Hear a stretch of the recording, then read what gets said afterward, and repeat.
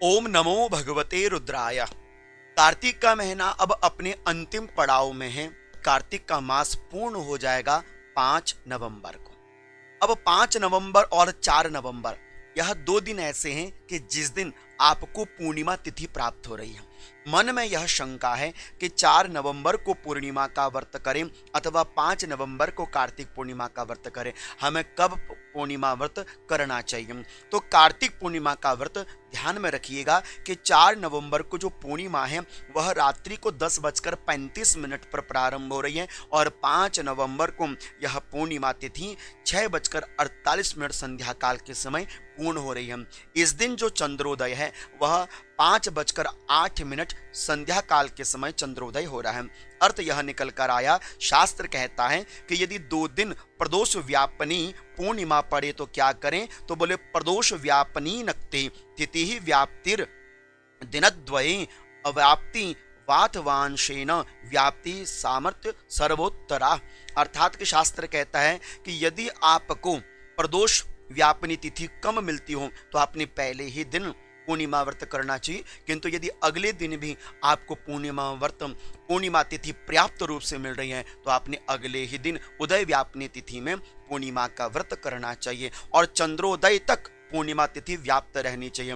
इसलिए ध्यान दीजिएगा कि यहाँ पर आपको चंद्रोदय 5:08 में शाम को हो रहा है और 6:48 तक आपकी पूर्णिमा तिथि रहेगी। अर्थात कि 1 घंटा, कुछ एक नहीं, लगभग 2 घंटा लगाइए, आपके पास पूर्णिमा तिथि पर्याप्त रूप से है। इसलिए रात्रि के समय तो 4 तारीख को व्रत हो नहीं पाएगा क्योंकि 10:30 बजे के बाद पूर्णिमा लग रही है। इसलिए अगले ही दिन उदय व्यापनी तिथि में आपने पूर्णिमा का व्रत करना और 5 नवंबर को ही कार्तिक पूर्णिमा का व्रत किया जाएगा।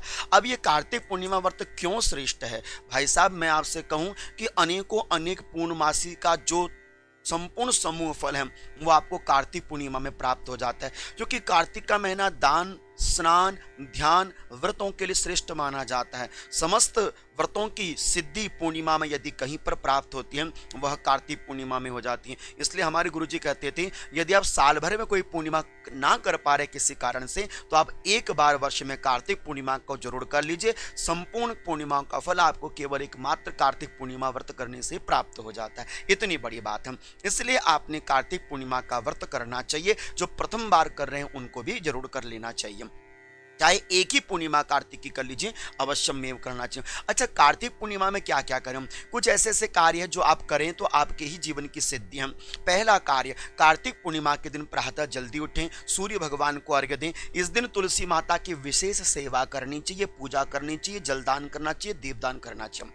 और दूसरा, आप अपने घर के मंदिर में भगवान शालिग्राम की विशेष पूजा कार्तिक के इस पावन पवित्र पूर्णिमा तिथि में जरूर करने का प्रयास कीजिएगा। संध्या काल तक आपने कुछ आहार ग्रहण नहीं करना चाहिए, व्रत धारण करना चाहिए। शुद्धि के साथ विष्णु शास्त्र नाम का पाठ, गोपाल शास्त्र नाम का पाठ, सत्यनारायण भगवान की कथा तो विशेष रूपेण कार्तिक की पूर्णिमा में जरूर कीजिए। साल का एक नियम बना लो कि मैं कार्तिक पूर्णिमा में सत्य देवता की कथा करने का प्रयास करूं, कर सकूं तो परमात्मा की कृपा से अच्छी बात है।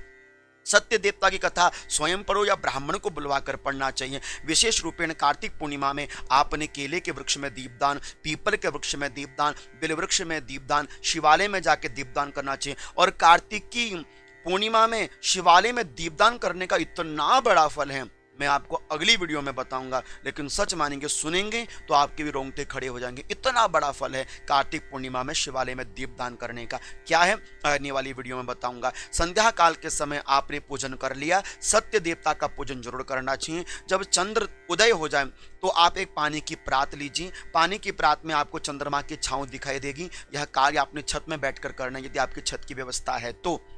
आप एक परात में पानी भरिए, उसमें चंद्रमा की छांव दिखाई देगी। उसमें ही आपने एक लोटे में जल में दूध डालना है और चंद्रदेव को अर्घ्य देना है। चंद्रदेव को अर्घ्य देने के तदुपरांत आपने चंद्रमा को घृत का दीप लगाना है, घी का दिया लगाना है और घी का दिया लगाकर आपने चंद्रमा को प्रणाम करना चाहिए। चंद्रमा को प्रणाम करना चाहिए। अर्घ्य देने का मंत्र मैं आपके स्क्रीन में दे रहा हूं। आप ओम श्राम श्रीम सौम श्रौम सह चंद्रमसे नमः, ओम सौम सोमाय नमः, अथवा दधि शंकतुषाराभम चीरोदारणव संभव भवम नमामि शशनम सोमम संभोर मुकुट भूषणम। इन मंत्रों के माध्यम से आप चंद्रदेव को अर्घ्य आदि दे सकते हैं। तो यह मंत्र प्रयोग करके चंद्रमा को अर्घ्य दीजिए, 3 परिक्रमा कीजिए, घृत का दीपदान आप चंद्रमा के लिए कीजिए, प्रार्थना कीजिए कि मेरे घर में सदैव मनोशांति बनी रहे, क्योंकि चंद्रमा मन के स्वामी है। चंद्रमा मनसो पूर्णमास्या शशिपति, क्योंकि पूर्णमासी के जो देवता है वह चंद्रमा है, इसलिए चंद्रमा को विशेष पूजन करना चाहिए। चंद्र पूजन इत्यादि करने के तो उपरांत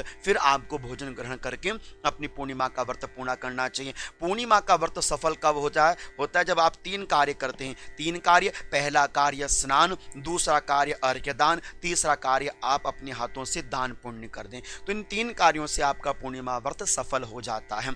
आशा करता हूं कि ये 3 कार्य पूर्णिमा में कर सको। अच्छी बात है, पूर्णिमा का नियम लेके चलो और जैसा जैसा शास्त्रोक्त विधान से मैंने आपके सामने प्रस्तुत किया उन विधि के माध्यम से आप पूर्णिमा व्रत करने का प्रयास कीजिए।